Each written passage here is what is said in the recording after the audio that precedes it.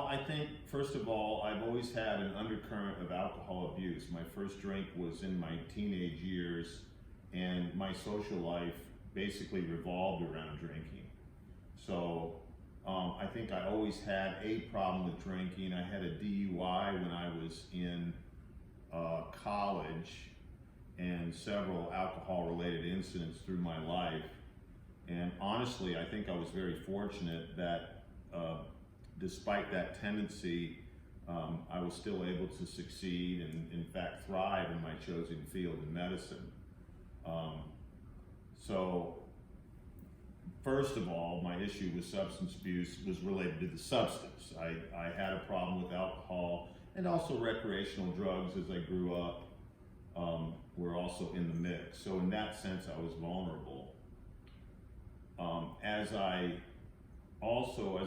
grew into medicine with the high pressure environment and so much riding on me in my performance, I began to lose myself in terms of I was identified more by what I did rather than who I was. And so I was in a sense dehumanized internally as I became, immersed in the rat race of medicine. And it must have been hard to actually see that you had a problem, well, especially being surrounded in that negative atmosphere in medicine sometimes. That's true. It's very true, because in medicine you're trained to be the answer man. To not know the answer is a sign of weakness. You're required to know all things. When I was in residency, I took, as an oral maxillofacial surgeon, we were trained in neurosurgery, general surgery, emergency surgery, ENT, plastic surgery, anesthesia. We wore all hats and we were all things to all people, and we had to perform at a high level no matter what the setting was. So the pressure was constant. And when you're trained that way, and even to this day, to say these words is very difficult. It was one of the hardest things I've ever done, to sit in a room with another person privately and say to them, I need help.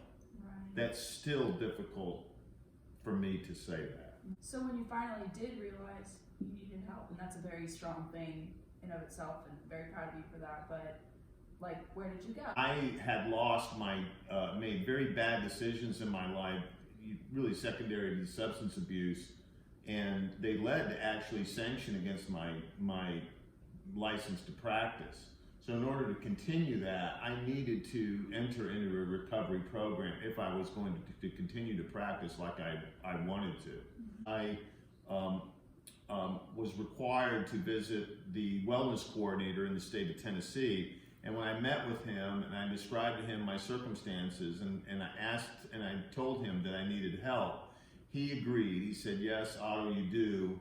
And he advised that I seek inpatient treatment at a center called the Center for Professional Excellence in Murfreesboro, Tennessee, outside of Nashville. I checked in the next day. I went into the next day into inpatient rehab at CPE for 3 months. Were there any other drawbacks to inpatient care? I missed my family terribly, particularly you. I had many long nights not seeing my family. I know it was hard on my family being away. That was one of the drawbacks on my end. It was hard. It was difficult. It was. I can't soft pedal that. Was there any therapy approaches that helped you more than others? It usually was counseling sessions in group, and then in the evening times we would attend AA meetings as a group regularly. We were all sequestered in a group home, and then to a treatment center. We had a buddy system where we couldn't be alone, at least one other accompany at all times. Right. The most important thing, the value that I received was reestablishing time by myself to reestablish a connection with God.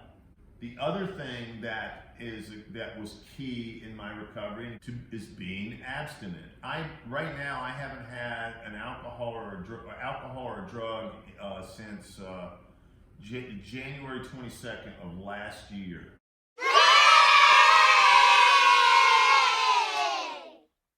It was difficult for me to even envision myself sober. But now that I am, I feel great.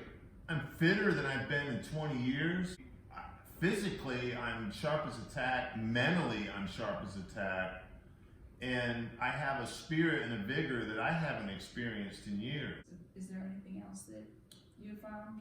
I can't underestimate the notion of spirituality. Mm-hmm.